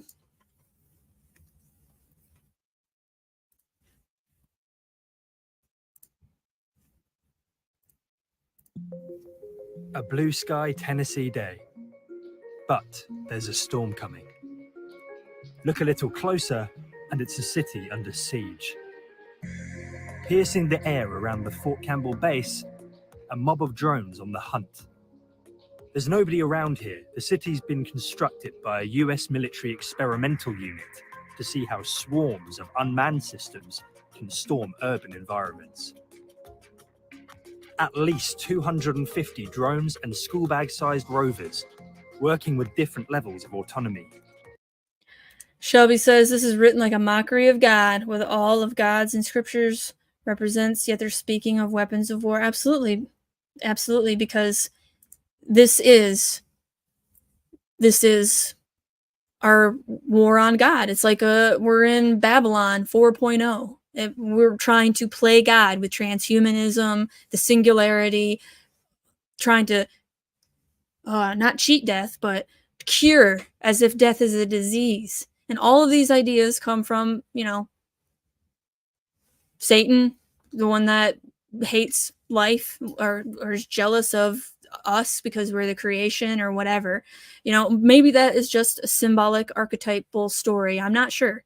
But the bottom line is it's evil that it's resentment. It's resentment for this gift called life instead of gratitude. It's Cain-like thinking instead of Abel.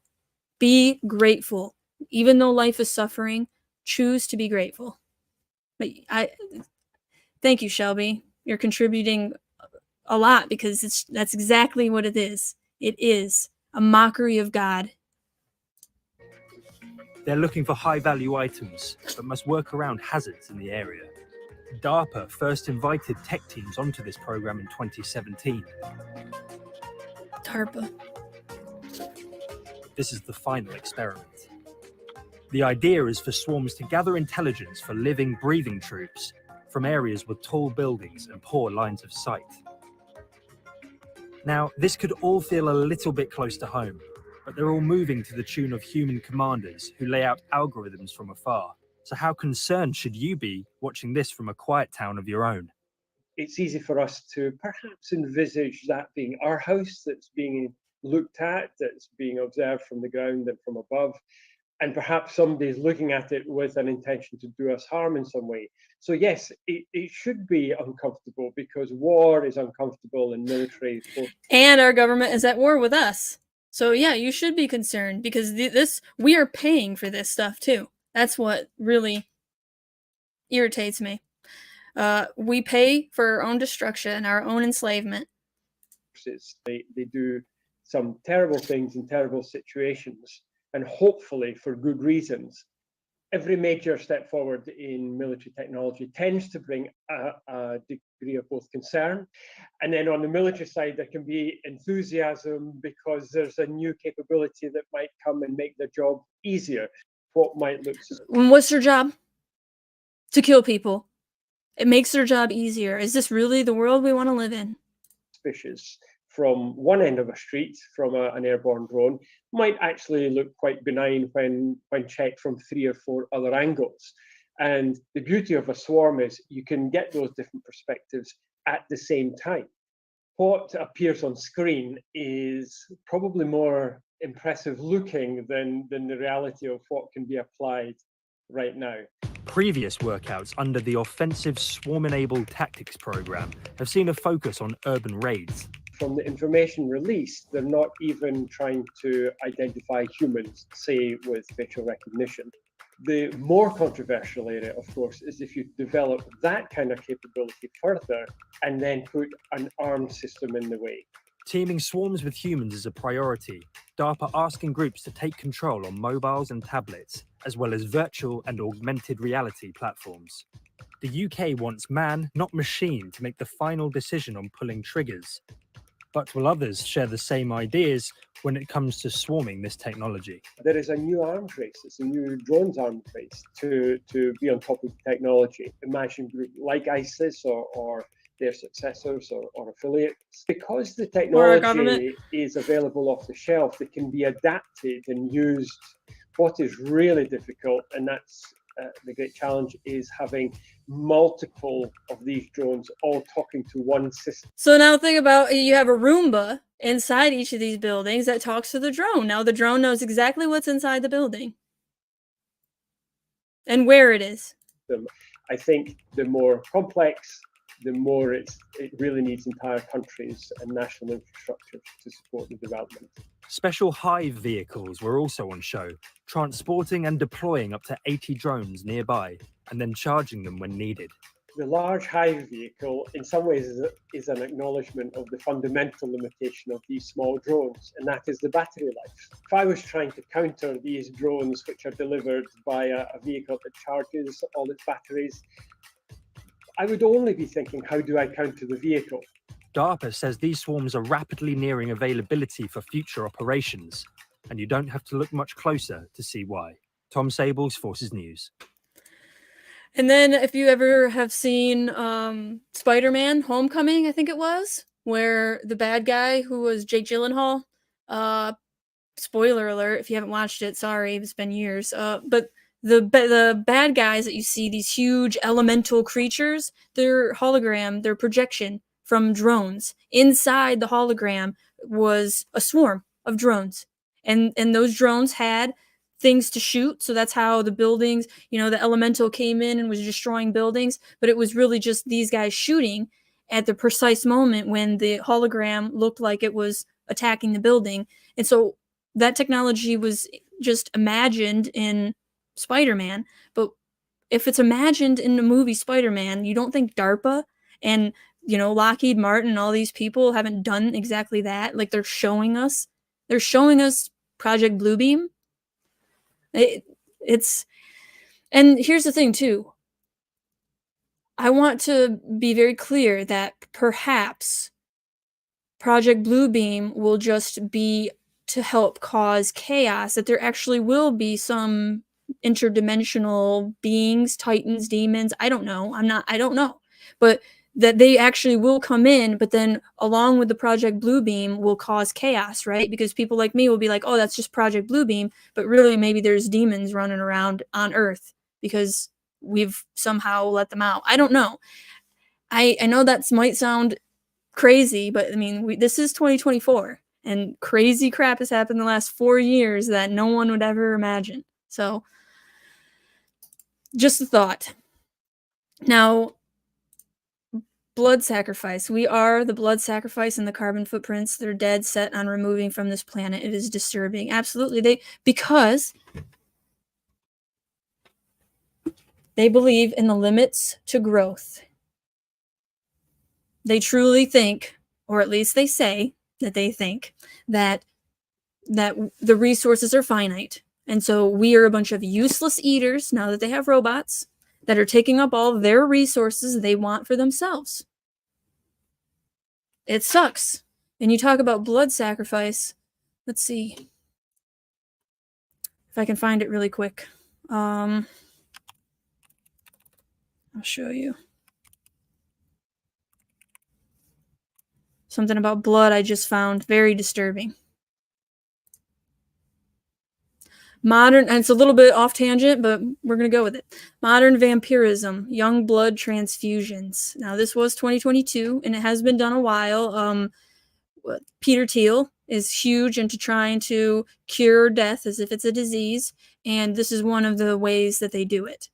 Is blood from young mice has rejuvenating effects on old mice, but it's too early to translate these results into treatments for humans. But they're already doing that. Billionaires who want to live forever or die trying. Rodent studies involving blood transfusions or parabiosis, the surgical joining of two animals such as they share blood circulation, have been generating a lot of hype in the longevity field. The longevity field. The longevity field is just literally like saying, shaking your fist at God. How dare you put a limit to the time I'm here? Instead of just being appreciative and maybe thinking there's a good reason why we have a time limit, As long as I've been paying attention, several researchers over the last decade have demonstrated that exposing geriatric mice to the blood of younger animals, but not the blood of other aged animals, results in a host of health benefits to the recipient, including improvements in cognition, cardiac health, and tissue regeneration. Another little side tangent, and I'll probably talk more about it tomorrow with the prophecies and predictions, but do you really think that the cardinals and popes, all of the individuals in the Catholic Church that have been caught doing terrible things to children, do you think it's just about sex? Or do you think that it's about ritual sacrifice and blood? Just a question. These studies indicate that young blood is not only somehow distinct from old blood, but it is also capable of inducing rejuvenation effects when transferred to older animals. Touché, Dracula. The first Dracula-type individual was Lord Byron that I know of. I wonder what Lord Byron was into. Industry entrepreneurs were quick to respond to these findings, and startups emerged promising customers a fountain of youth in the form of plasma transfusions from young donors. Oh man, plasma transfusions is such a rabbit hole. Don't ever give your blood, I'm sorry, to the Red Cross, because they take your blood and they sell it. And they sell your plasma for a lot of money to people that want to do things like this. Put young blood into their bodies. Ambrosia, the most infamous of these companies, offered this new-age vampirism, oh goodness, I'm done, at the price of $5,000 per treatment before shuttering in 2019. Oh, I'm sure that they just went underground. So, you get the picture with that side tangent. I'm going to go back to the drones, but yes, blood magic is still a thing. It's just different. It's just different. Message received. Air Force crystal clear on drone wingman urgency. So here we go. Here's an unmanned killer. The U.S. Air Force has clearly expressed its desire for futuristic fleet of drone wingmen, considered vital to countering Russia and China. This is a key point in... I keep pulling out books. Where is it? Where's my book? Oh, there it is.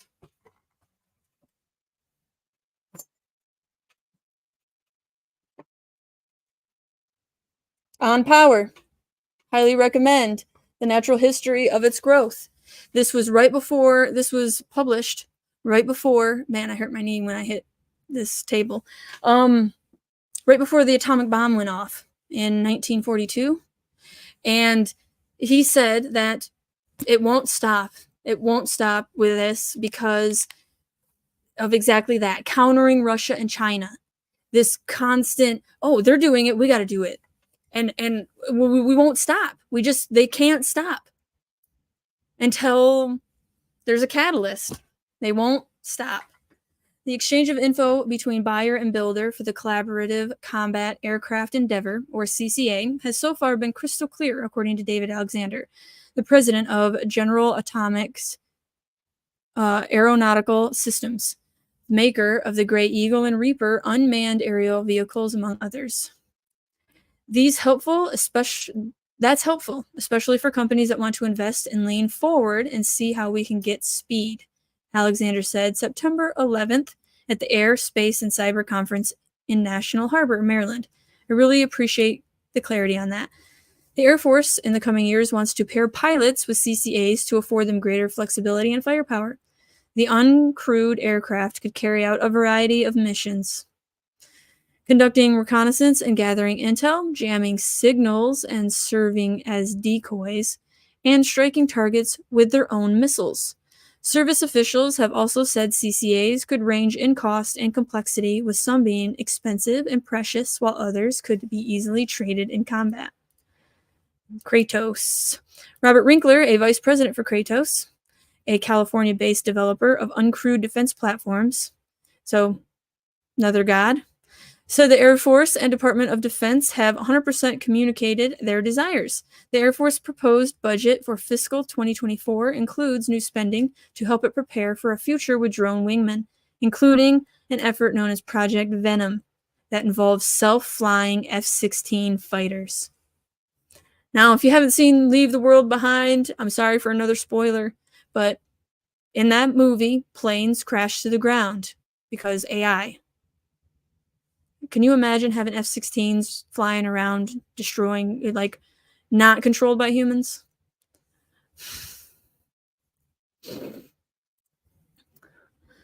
The number of people that are sitting in this room is a clear demand signal that this is an important portion of force design for the United States Air Force and for the Department of Defense, Winkler said at the conference, where several keynotes and panel discussions were standing room only. A Kratos Valkyrie drone was earlier this year piloted by artificial intelligence algorithms as part of the AFRL experiment. Yeah, one of the people that I worked with when I was in the military said that they saw hovercraft inside one of the facilities being tested. Now, again, it could just be urban legends, or it could be real. Brigadier General Scott Kane, commander of the research lab, in a statement at the time said, AI will be a critical element to future warfighting and the speed at which we're going to have to understand the operational picture and make decisions. The Pentagon was juggling more than 685 AI-related projects, including several tied to major weapons systems as of 2021. AI, autonomous operations, and human-machine teaming continue to evolve at an unprecedented pace, and we need the coordinated efforts of our government, academia, and industry partners to keep pace. So this tells me that they've had AI, which we should know, probably for 20 years. They've had AI capabilities. They've kept it hidden until now with ChatGPT letting it come out to the public. But why? Well, it's 2024, and in their plan to control everything by 2030, AI is required. So we needed to have it in our consciousness. We needed to understand it so that way the chaos could ensue as they plan. This year, starting February with censorship, but potentially March, the Ides of March. I think something big is going to happen in March, but that's for tomorrow's predictions and prophecies. So we're going to continue. Fourth, jam, spoof, and spy. U.S. Army looks to energize electronic warfare. The U.S. Army is looking to air and ground launched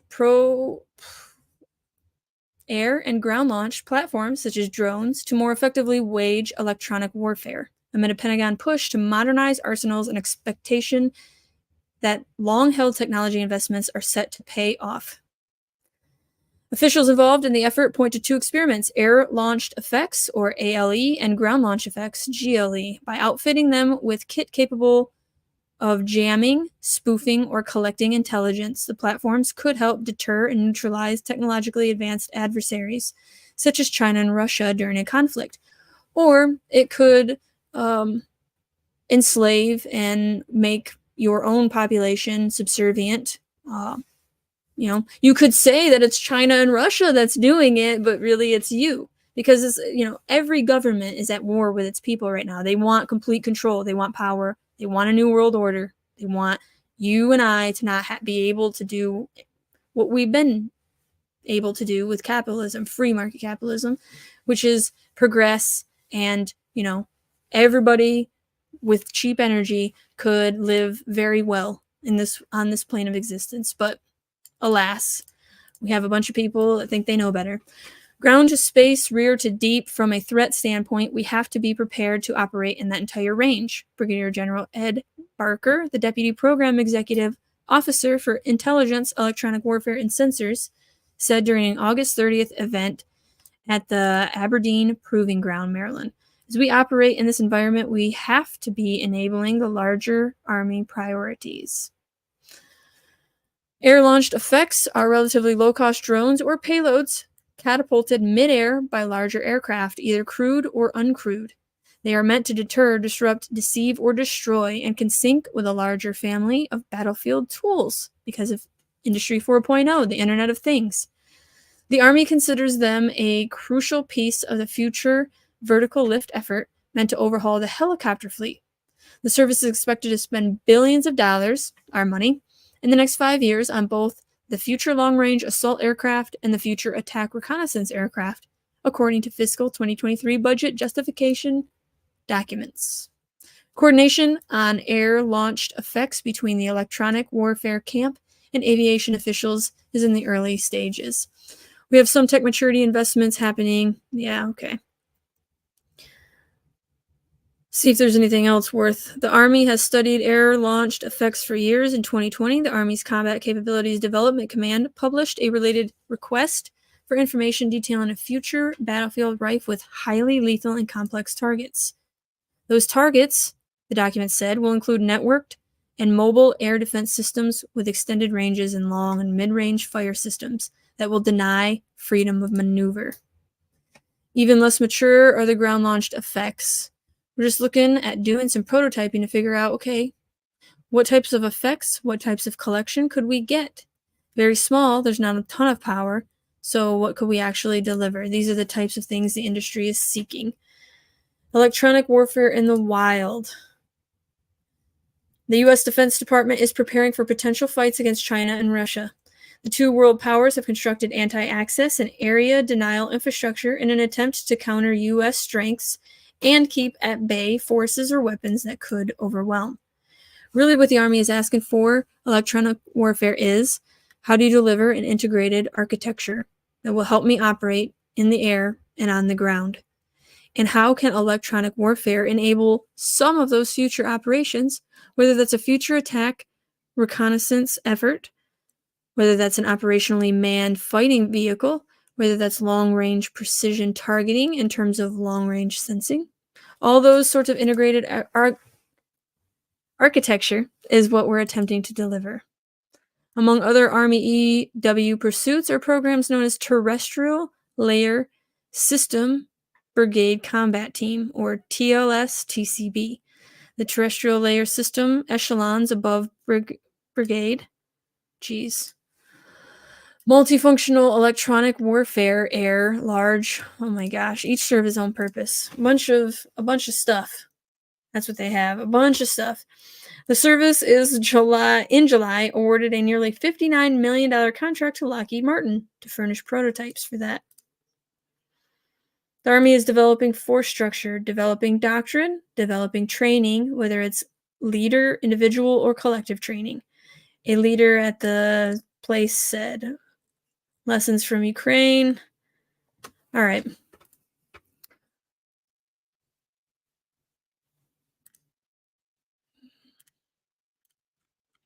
Army gets its hands on a new high-powered microwave prototype from Aperius. The first high-powered microwave prototype for a new development initiative aimed at protecting soldiers and facilities from swarms of aerial drones, the company announced. So this is, I think, the first article that I saw about the swarm. Aperius has been developing and showcasing its Leonidas HPM for several years, including via team agreement with General Dynamics Land Systems, where the duo integrated the HPM onto a Stryker. Then earlier this year, Aperius announced it outperformed 6 other systems during various tests to win the Army's sole source IPC HPM contract. So they have it. The company spokesman did not specify just what changes have been made to the Leonidas system to get it ready for Army's program, but said the system is continuing to mature, marked by increased It's only 11:42, and I am starting to bumble. Marked by increased lethality, that's not even how you say it, against UAS threats, which we've enhanced via our software weaponeering. That's why I wanted to just get through that sentence for that. Software weaponeering. And you know we're going to the software as a service. So even weapons are going to be under the service category. Lasers are complicated. This is not a Humvee that's sitting in the motor pool. The head of the U.S. Space and Missile Defense Command and Joint Functional Component Command for Integrated Missile Defense said, many of some of the main laser components, you're not going to have a supply room or maintenance office full of repair parts. Those are going to be the ones that are going out to be built. Okay.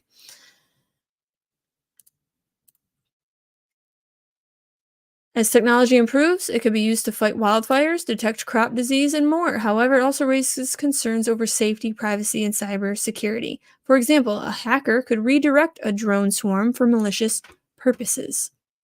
Now, this is the last article I have on this. Drone swarm technologies allow groups of drones to coordinate with each other, often without direct human control. Potential civilian applications include fighting wildfires and finding missing persons. But advances are needed in computing and communication to realize these applications, and the technology may raise safety, cybersecurity, and privacy concerns. The technology, what is it? Drones are uncrewed aerial vehicles ranging in size. Drone swarm technologies coordinate at least 3 and up to thousands of drones to perform missions, which we see, right? When you see those light shows, even above the Lions game, you saw a lion that was drones just with lights. But there's the technology they have, they're not showcasing completely. They did actually, if you type in Project Bluebeam, some of those holograms are extremely realistic. But usually they are just showing lights on the drones, like when they showed a lion above the Lions game. Could potentially assist with controlling a wildfire, assessing damages, finding access points, and suppressing the fire by raining firefighting liquids on it, all with minimal human direction. Drone swarms may be more efficient and robust for certain applications than single drones because swarms can complete a variety of tasks in parallel without human supervision, and they can continue operating if individual drones become inoperable.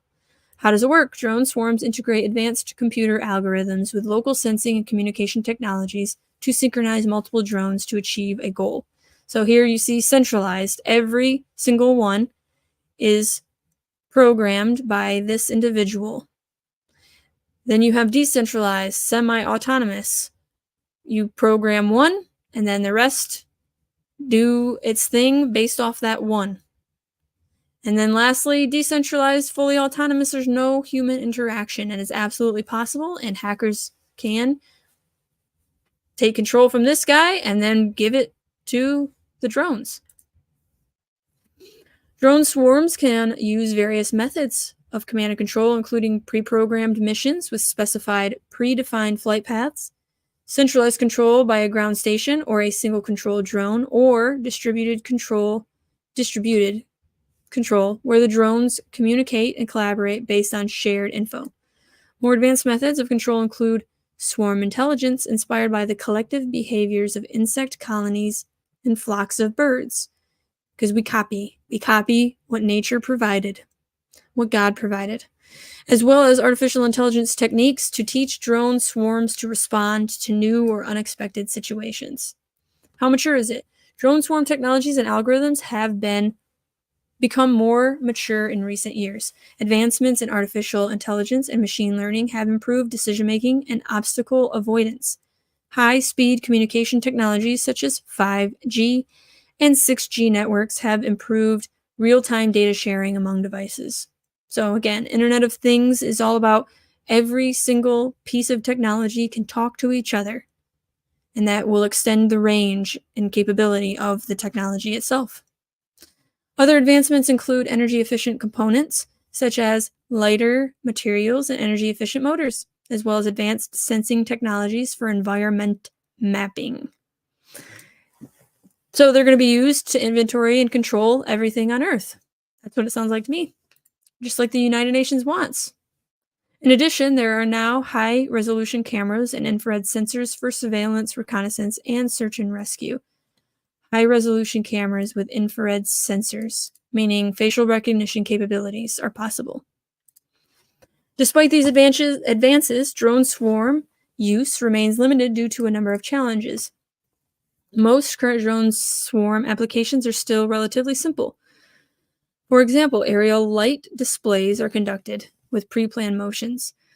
Tasks such as tracking and determining the positions of multiple drones in uncontrolled environments still pose a significant challenge for drone swarm technologies. Weather conditions and emergency management situations like hurricanes or wildfires could exacerbate these challenges. Opportunities. Agriculture drone swarm technologies could plant seeds. Wow, they're trying to replace farmers, huh? Identify disease outbreaks by surveilling large areas and deploy treatment such as fertilizers to crops or poisons. Emergency management. Responders could use drone swarms to find missing persons and deliver emergency care and supplies during natural disasters. They could help firefighters track and control the spread of wildfires and collect information about damages, access points, and more. And then, of course, we've already seen entertainment being used. So, safety and security. Drone swarms can operate with minimum human intervention, but human intervention with control systems may be necessary for sensitive missions such as those that could put humans in danger. Federal law prohibits drone swarm operations in restricted areas or for illegal or nefarious activities like spying, cyber attacks, or deployment of improvised explosive devices. But do AI adhere to rules? Of course, that's what is going to be blamed for anything that happens. How are you going to know? How are you going to know if it's AI, Russia, China, or our own government? Some applications will require miniaturization of hardware, such as sensors, as well as improved computing power. Advancements in algorithms could better simulate swarm behavior and improve connectivity, communications, and decision-making. Yeah, I wonder if they're going to try to blame us. They introduced the AI to us. Are they going to try to blame us for how that's evolved? Who knows? Okay. Last thing I'm going to recommend, I was going to maybe, you know what? we'll watch a little bit. I do not like Lex Friedman, I will admit, but what Jordan Peterson is talking about here is really important.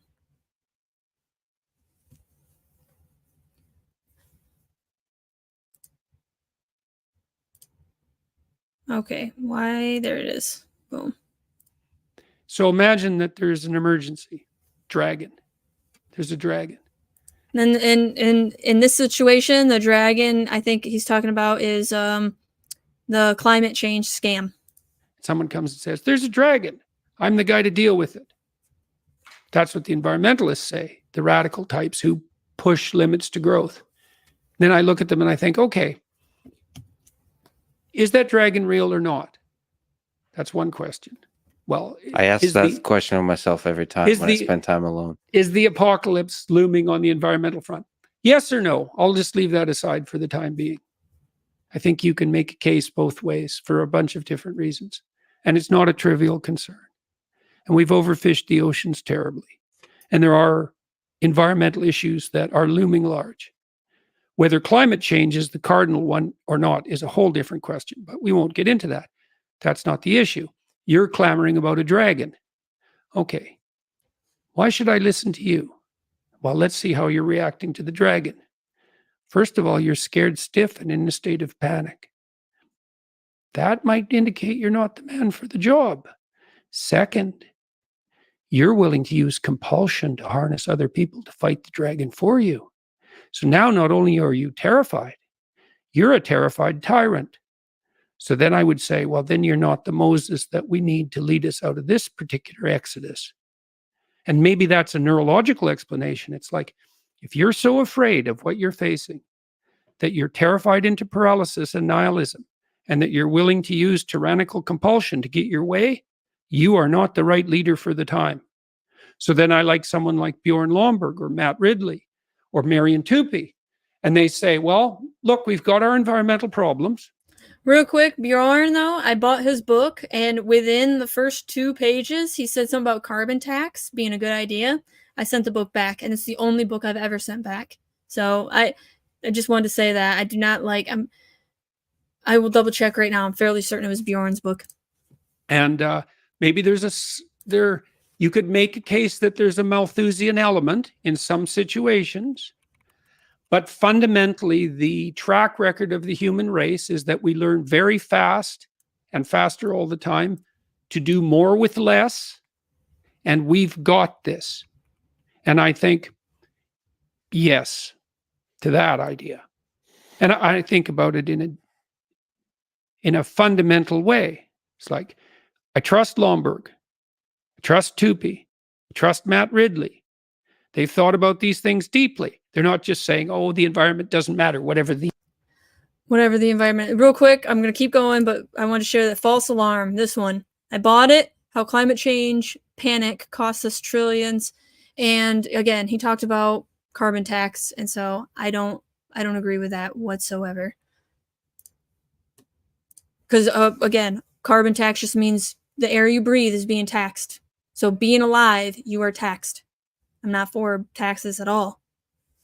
The environment is, the environment. I don't even know what that is. That's everything. The environment. I'm concerned about the environment. It's like, how is that different than saying I'm worried about everything? How are those statements different semantically? Well, yeah, the environment, it could be, I'm worried about human society. A lot of these complex systems are difficult to talk about because there's so much involved, for sure. Yeah, everything. And then these models, because people have gone after me because I don't buy the climate models. Well, I think about the climate models as extended into the economic models, because the climate model is, well, there's going to be a certain degree of heating, let's say by 2100. It's like, okay, some of that might be human generated. Some of it's a consequence of warming after the ice age. This has happened before, but fair enough. Let's take your presumption. Although there are multiple presumptions, and any error in your model multiplies as time extends, but to have it your way. Okay, now we're going to extend the climate model, so to speak, into the economic model. So I just did an analysis of a paper by Deloitte, third biggest company in the US, 300,000 employees, Major United League Nations partner. Consultants, they just produced a report in May. I wrote an article for it in the Telegraph, which I'm going to release this week on my YouTube channel. Said, well, if we get the climate problem under control economically, because that's where the models are now being generated on the economic front. So now we have to model the environment, that's climate, and we have to model the economy, and then we have to model their joint interaction, and then we have to predict 100 years into the future, and then we have to put a dollar value on that, and then we have to claim that we can do that, which we can't, and then this is our conclusion. We're going to go through a difficult period of privation, because if we don't accept limits to growth, there's going to be a catastrophe 50 years in the future or thereabouts. And so to avert that catastrophe, we are going to make people poorer now. How much poorer? Well, not a lot compared to how much richer they're going to be. But This is so perfect. When I heard him talk, like there's some things that Jordan Peterson I completely disagree with, okay? Especially his stance on Israel and all that, but I'm not going to get into it. But when he's talking about this is exactly the problem. What he's saying right here. definitely, and they say this in their own models, definitely poorer than they would be if we just left them the hell alone. Right. Leave us the hell And so alone. then I think, okay, poorer, eh? Who? Well, let's look at it biologically. Got a hierarchy, right, of stability and security. That's a hierarchy, or one type. You stress a hierarchy like that, a social hierarchy. So there's birds in an environment, and an avian flu comes in. And then you look at the birds in the social hierarchy, and the low-ranking birds have the worst nests. So they're most exposed to wind and rain and sun, and farthest from food supplies, and most exposed to predators. And so those birds are stressed, which is what happens to you at the bottom of a hierarchy. You're more stressed because your life is more uncertain. You're more stressed. Your immunological function is compromised because of that. You're sacrificing the future for the present. An avian flu comes in and the birds die from the bottom up. That happens in every epidemic. You die from the bottom up. Okay. So they say when the aristocracy catches a cold, the working class dies of pneumonia. All right. So now we're going to make people poorer. Okay. Who? Well, we know who we make poorer when we make people poorer. We make those who are barely hanging on poorer. And what does that mean? It means they die. And so what the Deloitte consultants are basically saying is, well, you know, it's kind of unfortunate, but according to our models, a lot of poor people are going to have to die so that a lot more poor people don't die in the future. It's like, okay, hold on a sec. Which of those two things am I supposed to regard with certainty? The hypothetical poor people that you're going to hypothetically save 100 years from now? Or the actual poor people that you are actually going to kill in the next 10 years? Well, I'm going to cast my lot with the actual poor people that you're actually going to kill. And so, and then I think further, it's like, well, okay, the Deloitte consultants, have you actually modeled the world?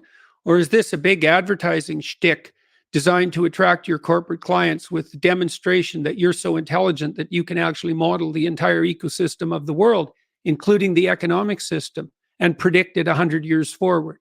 And isn't there a bit of a moral hazard in making a claim like that? Just a trifle, especially when... So I talked to Bjorn Lomborg and Michael Jan last week. I accepted the UN estimates of starvation this coming year. 150 million people will suffer food insecurity. Food insecurity. Yeah, food insecurity. That's the bloody buzzword. Famine. Well, Michael Jan thought 1.2 billion.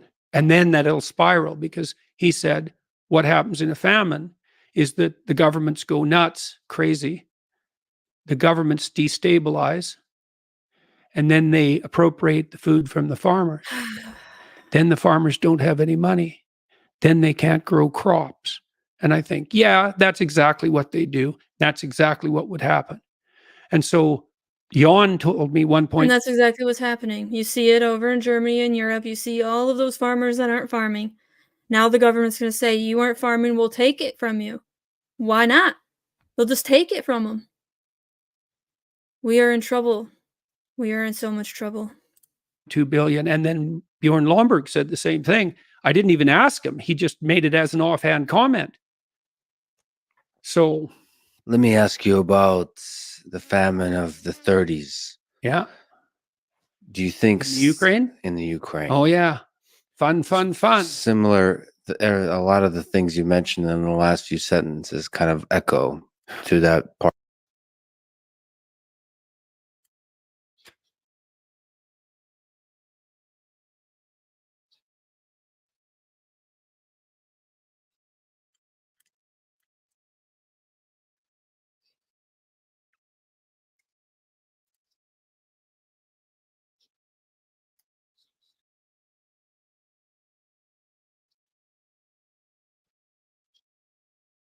Is that the Dutch swore at the end of World War II that that was not going to happen again. And then they had to scrape land out of the ocean because Holland, that's quite a country. It shouldn't even exist. The fact that it's the world's number 2 exporter, you know that it's the world's number 2 exporter of agricultural products, Holland. It's like, I don't think it's as big as Massachusetts. It's this little tiny place. It shouldn't even exist. And they want to put, here's the plan. Let's put 30% of the farmers out of business. Well, the broader ecosystem of agricultural production in Holland is 6% of their GDP. Now, these centralizing politicians think, tell me if I'm stupid about this. Take an industry, you knock it back by fiat by 30%. Now, it runs on like a 3% profit margin. Now, you're going to kill 30% of it. How are you not going to bring the whole thing down, the whole farming ecosystem down? How are you not going to impoverish the transport systems? How are you not going to demolish the grocery stores? Not a bug.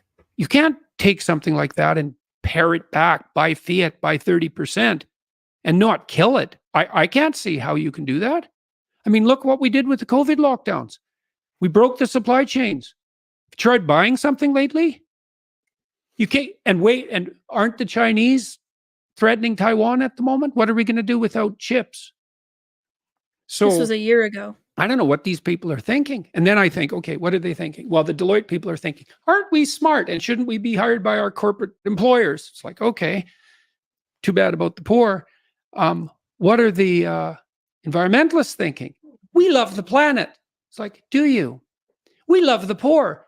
Do you? Okay, let's pit the planet against the poor. Who wins? The planet. Okay, you don't love the poor that much. Do you love the planet? Or do you hate capitalism? Let's pit those two things against each other. Oh, well, it turns out we actually hate capitalism. How can we tell? Because you're willing to break it. And do you know what's going to happen? So what's going to happen in Sri Lanka with these 20 million people who now have nothing to eat? Are they going to eat all the animals? Are they going to burn all the firewood? They're stockpiling firewood in Germany. It's like, so is your environmental globalist utopia going to kill the poor and destroy the planet? And that's okay because we'll wipe out capitalism. It's like, okay. Yeah, the dragon and the fear of the dragon. Yeah, I don't like his input. That was the main thing. This section right here too about dangerous ideologies, I recommend. Again, it'll be in the Substack article. But Sri Lanka is the last thing I'm going to talk about. It's hard to find anything about Sri Lanka in the last little bit. I type in Sri Lanka famine and food security crisis happened from 2022 to 2023, but you don't hear about it. And Sri Lanka had an ESG score of 99 or maybe it was 100. It was either 99 or 100. So their government did everything that the United Nations and World Economic Forum and BlackRock and all these think tanks wanted. And what happened is they starved. And just like he said, they had to destroy their own areas because they got to heat themselves. They want to survive. So I'm going to look more into Sri Lanka. I actually have a book called The Red Famine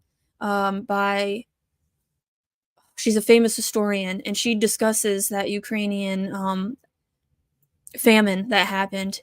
And I'll bring myself up. I actually got that book from Newego library book sales, man, those book sales, you could find some real gems for 25 cents or 50 cents now, maybe because of inflation. I don't know. But I think it's important that we understand, what happened in the past. So that way, unfortunately, when it does happen in the future, that maybe our area can survive. That's really the only thing I think you can change is what happens in your immediate area based on your knowledge and input, helping your neighbor not panic when X, Y, and Z happens because you have a plan. And if you could share your plan with people that will actually listen in your neighborhood, then you're obviously better off, right? The more people that know about how to respond to an emergency, the better, because panic kills. Fear is a mind killer.